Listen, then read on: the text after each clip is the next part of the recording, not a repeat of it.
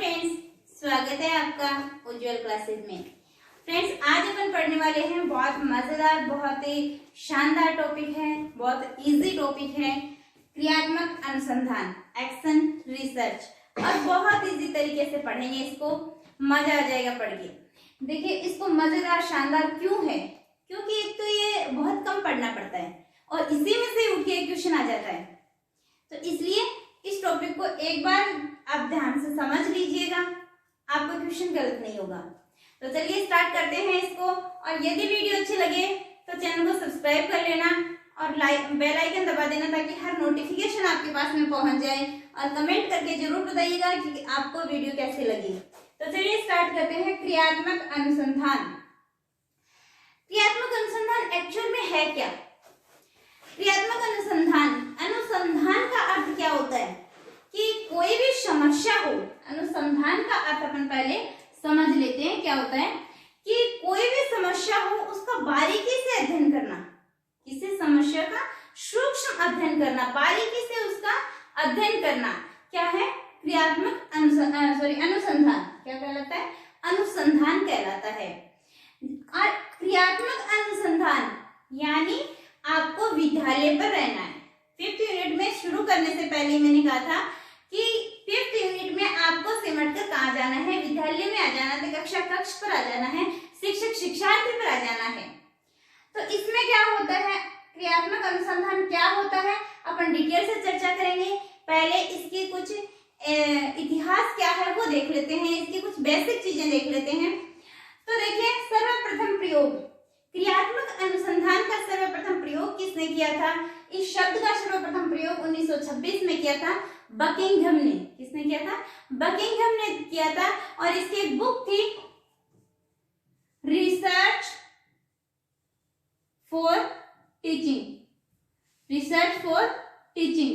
इस बुक में इसने सबसे पहले इन्होंने क्रियात्मक अनुसंधान शब्द का प्रयोग किया था। तो सर्वप्रथम प्रयोग किसने किया था? बकिंघम ने किया था 1926 में। इसके बाद में सैन्य क्षेत्र में, तो द्वितीय विश्व युद्ध जब हुआ था, उस विश्व युद्ध के दौरान सैन्य क्षेत्र में कोलियार ने 1945 में क्रियात्मक अनुसंधान का प्रयोग किया था। किसने? कोलियार ने। कौन से क्षेत्र में? सैन्य क्षेत्र में किया था। कब किया था? 1945 में किया था। सामाजिक क्षेत्र में, अब सामाजिक क्षेत्र का नाम आते ही हमारे सामने एक ही व्यक्ति निकल के आता है, कूट लेविन। और कूट लेविन ने ही सामाजिक क्षेत्र में इसका क्रियात्मक अनुसंधान का प्रयोग किया था 1946 में। इसकी सन नहीं पूछी गई है, लेकिन यहाँ से डायरेक्ट इससे क्वेश्चन पूछा जा चुका है, ये एंड ये। शिक्षा के क्षेत्र में कौन लेके आया था क्रियात्मक अनुसंधान को? तो सबसे पहले शिक्षा के क्षेत्र में कौन लेके आया था? स्टीफन एम कोरे लेके आया था 1953 में। तो एक बार देखिए, सर्वप्रथम प्रयोग बकिंघम ने किया, सैन्य क्षेत्र में कोलियार, सामाजिक क्षेत्र में किसने प्रयोग किया? कूट लेविन ने, शिक्षा के क्षेत्र में स्टीफन एम कोरे ने। और स्टीफन एम कोरे की एक बुक थी एक्शन रिसर्च। कौन सी थी? Action research. और इस बुक में, इसी एक्शन रिसर्च जो बुक है, इसी में क्रियात्मक अनुसंधान को इसने दो पार्ट में डिवाइड किया था। एक मौलिक अनुसंधान, एक क्रियात्मक अनुसंधान। मौलिक अनुसंधान चूंकि अपने सिलेबस में नहीं है, क्रियात्मक अनुसंधान ही है, लेकिन अपन इसकी कंपैरेटिवली अध्ययन करेंगे ताकि आपको अच्छे से क्रियात्मक अनुसंधान समझ में आ जाए। यदि मौलिक अनुसंधान की कुछ बातें आपको ध्यान होगी तो क्रियात्मक अनुसंधान आपको बहुत अच्छे से समझ में आ जाएगा। तो इसका अपन स्टडी करेंगे। इससे पहले अपन कुछ इसकी परिभाषाएं देख लेते हैं। कई बार परिभाषा भी आ चुकी है, तो परिभाषा देखते हैं। सबसे पहली परिभाषा दी है स्टीफन एम कोरे ने। और स्टीफन एम कोरे ने क्रियात्मक अनुसंधान को क्या बताया है कि इसने बताया है कि शिक्षण में क्रियात्मक अनुसंधान वो क्रिया है। कौन सी क्रिया है? जो प्रयोगकर्ता अपनी समस्याओं का वैज्ञानिक रूप से अध्ययन करके कार्यों में सुधार करता है। यानी इसमें क्या विधिवत किया जाता है। जो भी कार्य किया जाता है क्रियात्मक अनुसंधान में विधिवत वैज्ञानिक तरीके से किया जाता है। तो वैज्ञानिक रूप से अध्ययन करेगा और कार्यों में क्या करेगा? सुधार करेगा। क्रियात्मक कोई समस्या आई, उस समस्या के रूप का पता लगाया कि क्या समस्या है, योजना बनाई और उसको अप्लाई किया और हमें क्या मिल गया, पता चल गया कि क्या समस्या किस वजह से आ रही है, तो हम उसका सॉल्यूशन कर लेंगे। तो यही तो सॉल्यूशन तो करना है। तो ये क्या कह रहा है, प्रयोगकर्ता अपनी समस्याओं का वैज्ञानिक रूप से अध्ययन करता है और कार्यों में सुधार करता है। मैंने उद्देश्य इसका यही होता है कि विद्यालय की उन्नति करना, उसकी प्रगति करना। और एक बात और ध्यान में रखना कि विद्यालय जो है उसमें समय समय पर क्रियात्मक अनुसंधान किए जाने चाहिए। क्रियात्मक अनुसंधान किए जाने चाहिए, तभी विद्यालय टॉप 1 पे आ सकता है। और एक बात और ध्यान में रखना कि टॉप 1 पे आना मुश्किल नहीं है, चाहे व्यक्ति हो, चाहे विद्यालय हो, चाहे किसी भी क्षेत्र में हो। टॉप फर्स्ट पे जाना कोई बड़ी बात नहीं है, लेकिन फर्स्ट सिचुएशन पे टिके रहना बहुत बड़ी बात है। तो टिके तभी रह सकता है जब उसमें समय समय पर क्रियात्मक अनुसंधान किए जाते हों। तो परिभाषा क्या थी, प्रयोगकर्ता अपनी समस्याओं का वैज्ञानिक रूप से अध्ययन करके कार्यों में सुधार करता है। अब इसको याद कैसे रखना है वो भी मैं बता दूंगी। पहले ये वाली परिभाषा और देख लीजिए, इसके बाद में इसकी शॉर्ट ट्रिक बता दूंगी। आपको परिभाषा आएगी तो आप गलत नहीं करके आओगे। दूसरी है कार्टर वी गुड की। ये क्या कहते हैं कि क्रियात्मक अनुसंधान क्या है, शिक्षकों, निरीक्षकों और प्रशासकों द्वारा अपने निर्णयों और कार्यों की गुणात्मक उन्नति के लिए किया जाने वाला अनुसंधान ही क्या है, क्रियात्मक अनुसंधान है। यानी ये कहता है कि शिक्षक, निरीक्षक और प्रशिक्षक इनके द्वारा निर्णय और कार्य की गुणात्मक उन्नति, विद्यालय की उन्नति, विद्यालय की प्रगति, यही क्या है, क्रियात्मक अनुसंधान है। तो यही कहता है कि गुणात्मक उन्नति के लिए किया जाने वाला अनुसंधान ही क्या है, क्रियात्मक अनुसंधान है। और तीसरी परिभाषा और देख लेते हैं, इसको भी याद रखने की ट्रिक बताएंगे आपको। मुनरो ने क्या कहा है कि समस्याओं के अध्ययन की विधि है। क्रियात्मक अनुसंधान क्या है, समस्याओं के अध्ययन की विधि है जिसमें दिए गए सुझाव आंशिक और पूर्ण रूप से तथ्यों पर आधारित होते हैं। यानी तथ्य होते हैं इसमें और तथ्यों पर आधारित होते हैं, जो सुझाव होते हैं डाटा पर आधारित होते हैं। इसको अपन पूरी डिटेल से चर्चा करेंगे, तब आपको समझ में आ जाएंगे डाटा क्या होते हैं, कहां से कलेक्ट किया जाता है, कैसे कलेक्ट किया जाता है, कौन सी विधियों से, कहां से, किससे, सारा समझ में आ जाएगा। ये क्या कहता है कि समस्याओं के अध्ययन की विधि है जिसमें दिए गए सुझाव आंशिक और पूर्ण रूप से तथ्यों पर आधारित होते हैं। तो अब एक बार देखिए इसकी डेफिनेशन कैसे याद रखनी है आपको। इनकी डेफिनेशन याद रखने के लिए देखिए स्टीफन एम कोरे, शिक्षा के क्षेत्र में कोरा है। क्या है, कोरा। तो कोरा कागज है, उसकी समस्या है, उसको वैज्ञानिक रूप से अध्ययन कर लीजिए। कोरे कागज पर वैज्ञानिक रूप से अध्ययन करना है, कोरे कागज पर वैज्ञानिक रूप से अध्ययन करना है। यानी कोरा है तो वैज्ञानिक जो है वो कैसे भी, जैसे वाटसन ने कहा था कि कोई भी बच्चा दो, मैं उसको ऐसा बना दूंगी, आप बोलोगे व्हाट इज सन, यानी क्या बेटा है। तो वैज्ञानिक कार्य रूप से अध्ययन किया जाता है इन कोरे ने। कोरा जिसमें आए वो वैज्ञानिक है। कोरा क्रियात्मक अनुसंधान में वैज्ञानिक रूप से अध्ययन करता है। कौन, कोरा। गुड। अब इसमें देखो शिक्षक, निरीक्षक, ये क्या गुणात्मक उन्नति की बात कर रहे हैं, गुणात्मक उन्नति की कर रहे हैं, यानी बहुत अच्छी बात है, वेरी गुड। गुणात्मक उन्नति की बात कर रहे हैं, वेरी गुड, बहुत अच्छा। तो गुड यानी गुणात्मक उन्नति कर रहे हैं, अच्छी बात है, गुड। क्या बोलोगे, गुड। गुड यानी गुड नहीं, ये परिभाषा दी है। फिर है मुनरो, समस्याओं के अध्ययन की विधि है। अब इससे पूछा गया मुना आपकी क्या समस्या है, तो बोला गुरुजी मेरे तो ये विधियां समझ में नहीं आ रही, ये विधियां समझ में नहीं आ रही। तो अध्ययन की विधि है, क्रियात्मक अनुसंधान विधि है। कौन सी, समस्या क्या है, विधि समझ में नहीं आ रही। मुना की क्या समस्या थी, विधि समझ में नहीं आती, तो अध्ययन की विधि है, समस्या के अध्ययन की विधि है। किसने दिया, मुनरो ने। एक बार फिर से देखिए, सर्वप्रथम प्रयोग किसने किया, बकिंघम ने किया। इसके बुक का क्या नाम था, रिसर्च फॉर टीचिंग। सैन्य क्षेत्र में किसने किया, कॉलियार ने किया। सामाजिक क्षेत्र में कूट लेविन ने किया, शिक्षा के क्षेत्र में स्टीफन एम कोरे ने किया। इसकी बुक थी एक्शन रिसर्च, और इसमें इसने अनुसंधान के दो प्रकार बताए हैं, मौलिक और क्रियात्मक। कोरा है तो समस्या क्या होगी, वैज्ञानिक रूप से अध्ययन करेंगे। गुड, निर्णय किसके लिए, उन्नति के लिए निर्णय ले रहे हैं, शिक्षक निरीक्षक प्रशासक जो भी है वो उन्नति के लिए निर्णय ले रहे हैं, तो क्या करेंगे, गुड यानी अच्छा। मुनरो, मुना की क्या समस्या थी, विधि समझ में नहीं आ रही। मुनरा की क्या समस्या है, विधि समझ में नहीं आ रही।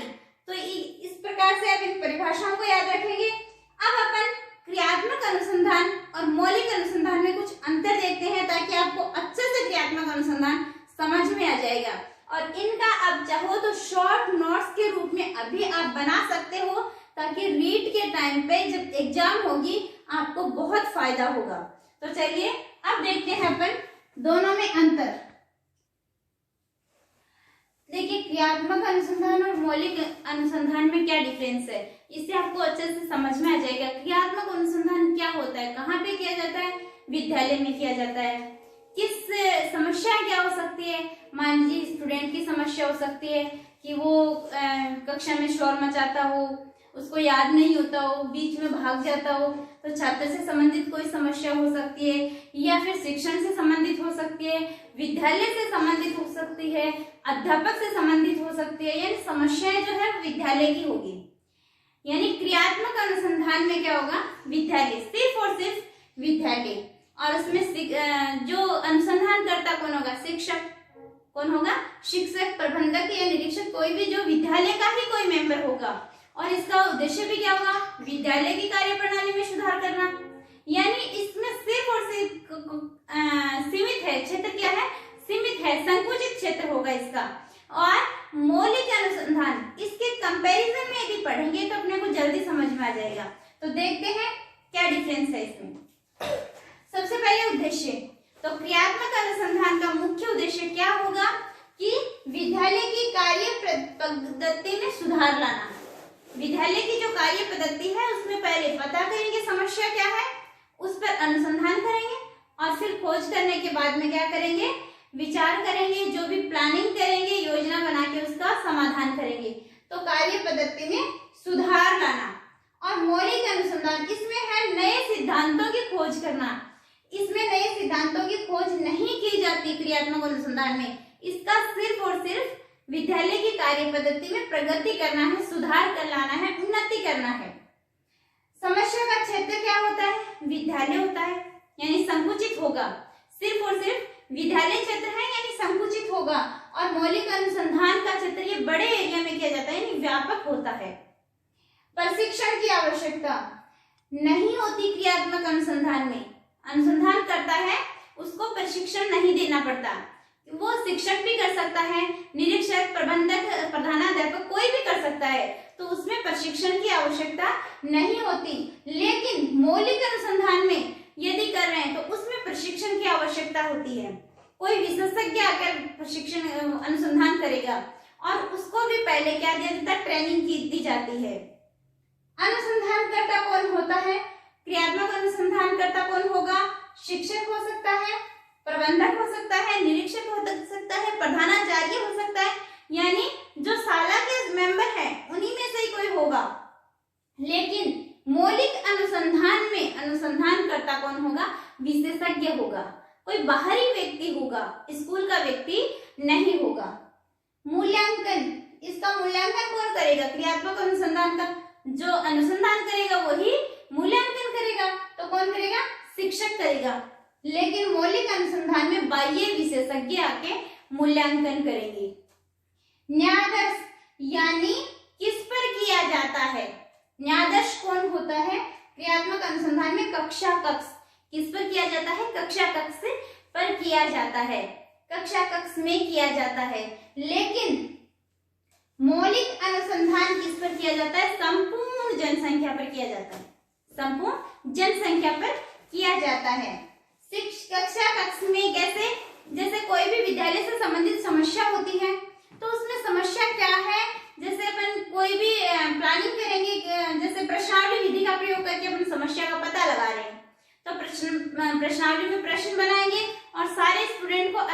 कक्षा कक्ष के स्टूडेंट को देंगे और सारे स्टूडेंट जैसे आपके टीचिंग मेथड का यूज किया जाता है कि नहीं, आपके जो टीचर पढ़ाते हैं उसमें क्या कमी है वो सारी उनसे डिटेल लेंगे, डाटा कलेक्ट करेंगे। तो किससे करेंगे? कक्षा कक्ष में करेंगे। विकास, इसका क्रियात्मक अनुसंधान का विकास सामाजिक विज्ञानों के साथ हुआ है और मौलिक अनुसंधान का विकास भौतिक विज्ञानों के साथ हुआ है।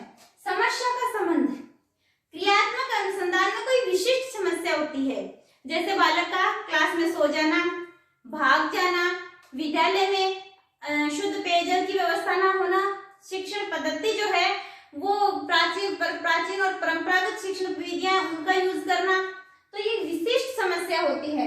लेकिन मौलिक अनुसंधान में सामान्य समस्या होती है।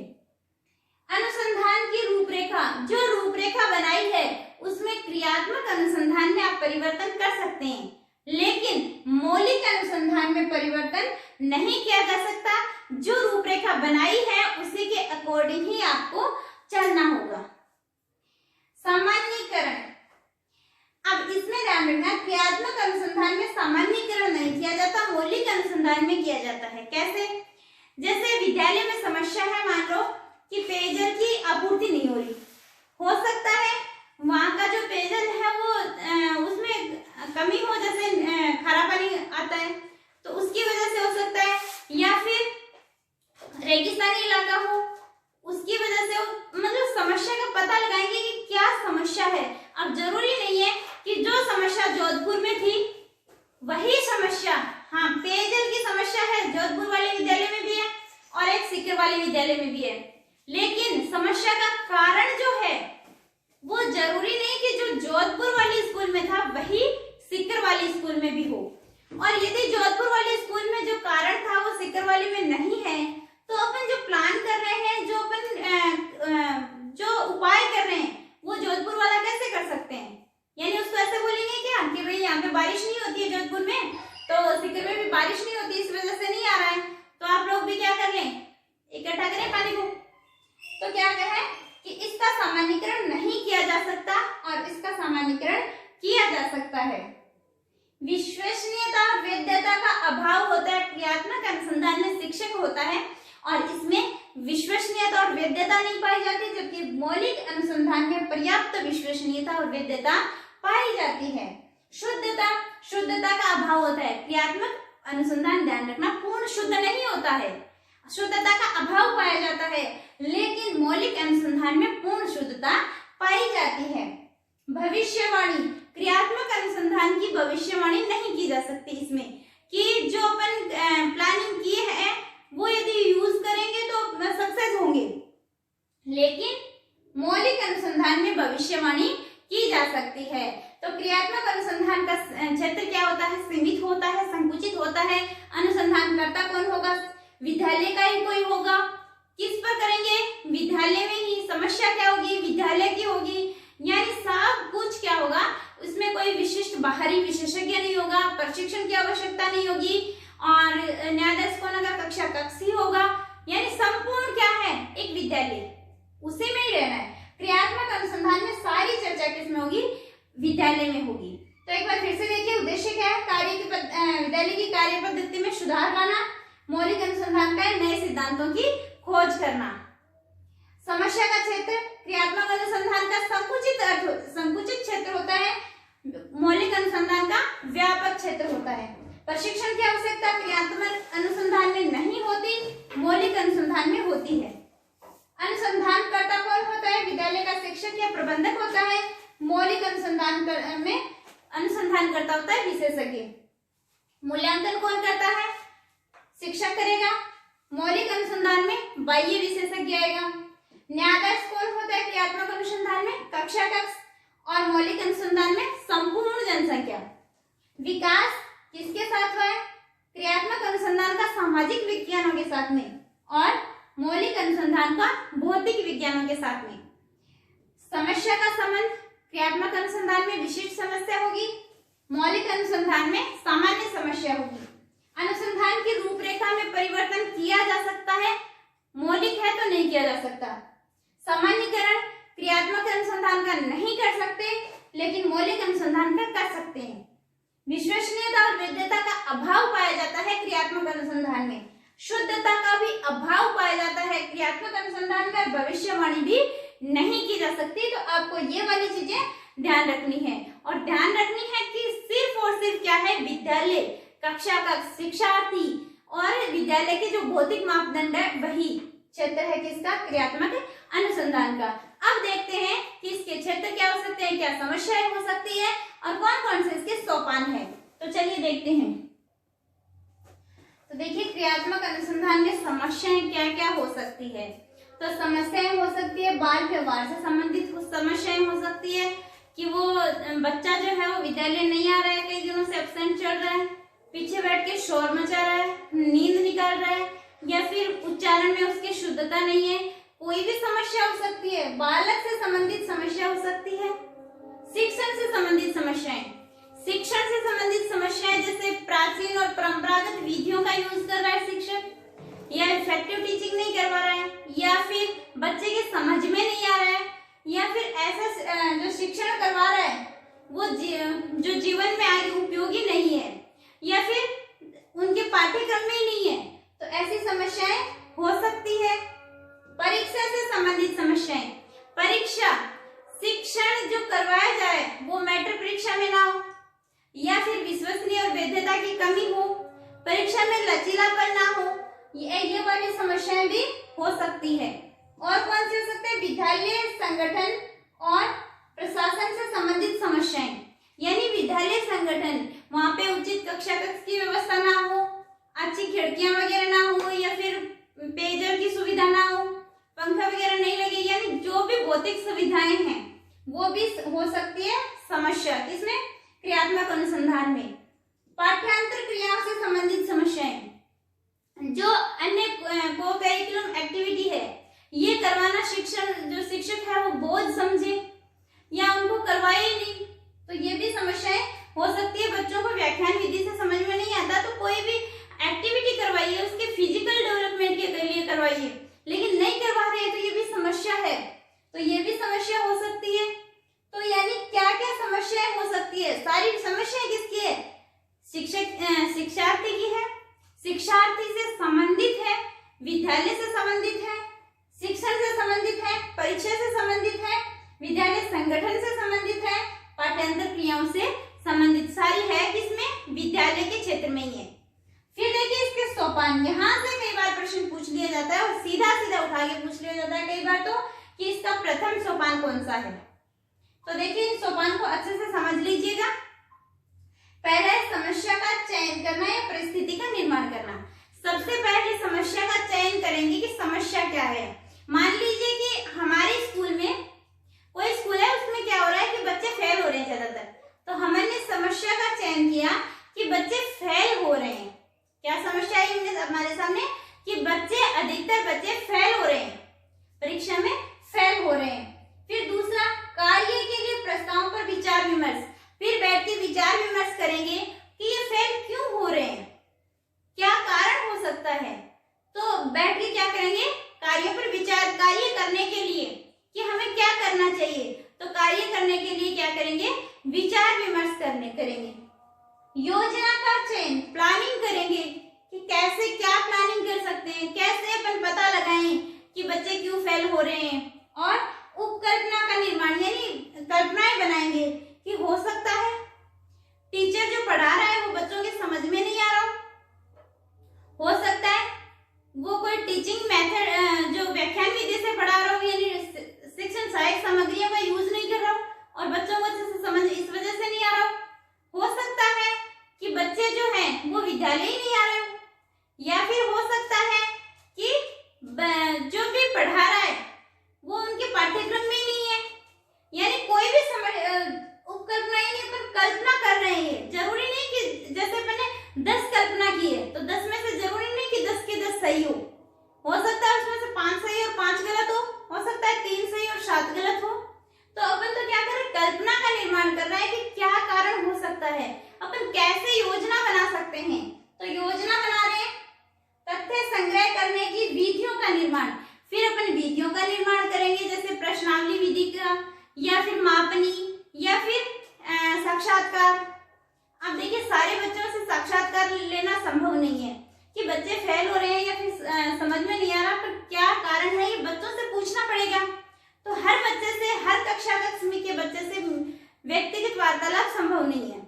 तो क्या हो सकता है कि कई बच्चों से साक्षात्कार लिया जाए, इनसे पूछा जाए क्या कारण है, क्यों नहीं आ रहा है समझ में, टीचर में कमी है, क्या कमी है, तो उनसे पूछ ले सकते हैं। तो विधियों का, कौन सी विधियों का, या फिर प्रश्नावली विधि, प्रश्नावली बना ली, बच्चे को पर्चा दे दिया, उसको यस या नो टिक करना है, तो वो भी अपन यूज कर सकते हैं। मापनी, मापनी बना ली, वो अप्लाई कर सकते हैं। तो कौन कौन सी विधियों का यूज करेंगे, तो तथ्य संग्रह करने के लिए अपन ने विधियों का निर्माण करेंगे, तथ्यों का संकलन। फिर जो भी हमारे पास में बच्चों के आंसर आएंगे वो क्या है, डाटा, वो क्या है, हमारे लिए डाटा है, तथ्य है। तो डाटा कलेक्ट करेंगे, डाटा, तथ्यों का संकलन करेंगे, डाटा का कलेक्शन करेंगे। उसके बाद में तथ्यों पर आधारित निष्कर्ष, फिर जो तथ्य हमारे सामने आ रहे हैं, जो डाटा हमारे सामने आ रहे हैं, उस पर निष्कर्ष निकालेंगे कि ये इसका रीजन है। और फिर क्या करेंगे, दूसरों को परिणामों की सूचना, ये सामान्यीकरण नहीं है, दूसरों को परिणामों की सूचना, दूसरों को किसको, जिस टीचर किससे संबंधित है, या फिर जो जैसे टीचिंग सहायक सामग्री जो है वो विद्यालय में नहीं है, तो विद्यालय प्रबंधक को सूचना करेंगे कि भाई अपने विद्यालय में टीचिंग सहायक सामग्री नहीं है, इस वजह से बच्चे को समझ में नहीं आ रहा है। टीचर को बताएंगे कि भाई ये दोष है, आप दूसरी मेथड यूज कीजिए, प्राचीन और परंपरागत जो मेथड यूज कर रहे हैं इससे बच्चे को समझ में नहीं आ रहा है। या फिर विद्यालय प्रबंधक से कहेंगे कोई और समस्या है, मान लीजिए, तो कहेंगे भाई पानी की व्यवस्था नहीं है, या फिर बच्चे जो है उनको उचित बैठने की व्यवस्था नहीं है। तो सारी जो परिणाम है वो सबको सूचित करेंगे कि आप में ये दोष है, इसको दूर करें। तो क्या सब मिलके दूर करेंगे। तो मेनली कौन कौन से थे, समस्या का चयन किया, कार्यों के लिए विचार विमर्श किया, फिर योजना का चयन किया, प्लानिंग की हमने, फिर कल्पनाएं बनाई, उसके बाद में कल्पनाएं बनाने के बाद में तथ्य संग्रह करने के लिए विधियों का निर्माण किया, फिर तथ्यों का संकलन किया, डाटा कलेक्ट किए, और फिर डाटा के आधार पर अपन ने निष्कर्ष निकाले, और फिर दूसरों को परिणामों की क्या दे दी, सूचना दे दी कि इस तरीके से ये कमियां आ रही है अपने जो विद्यालय परिसर में है, इसको दूर करें। तो क्यों किया जाता है, विद्यालय की उन्नति के लिए किया जाता है, प्रगति के लिए किया जाता है, विकास करने के लिए किया जाता है। क्रियात्मक अनुसंधान क्षेत्र विद्यालय होगा, कक्षा का शिक्षक, शिक्षार्थी, प्रबंधक, यानी सारे कौन होंगे, विद्यालय से संबंधित ही समस्या होगी, विद्यालय के ही शिक्षक उसमें निरीक्षण करता होंगे, जो प्रशिक्षण की जरूरत नहीं है इसमें। और इसमें जो है क्रियात्मक अनुसंधान में क्या किया जाता है, जो दोष है उनको बताया जाता है कि आप में क्या दोष है, क्या सुधार करना है, और दोषों को सुधार, उनकी जो जिम्मेदारी है उसका एहसास करवाया जाता है। क्या कि आपकी ये जिम्मेदारी है, इस रिस्पॉन्सिबिलिटी को पूरा नहीं कर रहे हैं, ये आप में दोष है, बच्चों के द्वारा हमें पता चला है। तो ये क्रियात्मक अनुसंधान जो था, ये इसके समस्याएं और सोपान थे। समस्या एक बार फिर से देख लीजिए, बाल विवाह से संबंधित हो सकती है, शिक्षण से संबंधित हो सकती है, परिसर से संबंधित हो सकती है, विद्यालय संगठन या प्रशासन से संबंधित समस्या हो सकती है, पाठ्यांतर क्रियाओं से संबंधित समस्या हो सकती है। और इनको आप ध्यान रखिएगा, इसी क्रम में ध्यान रखिएगा, कई बार क्रम से क्वेश्चन पूछ लिया जाता है। तो थैंक यू फ्रेंड्स, आज का क्रियात्मक अनुसंधान आपको कैसा लगा कमेंट करके जरूर बताइएगा, और यदि अच्छा लगा है तो वीडियो को, चैनल को सब्सक्राइब कर लीजिएगा, लाइक कीजिएगा। थैंक यू फ्रेंड्स, मिलते हैं नेक्स्ट वीडियो में।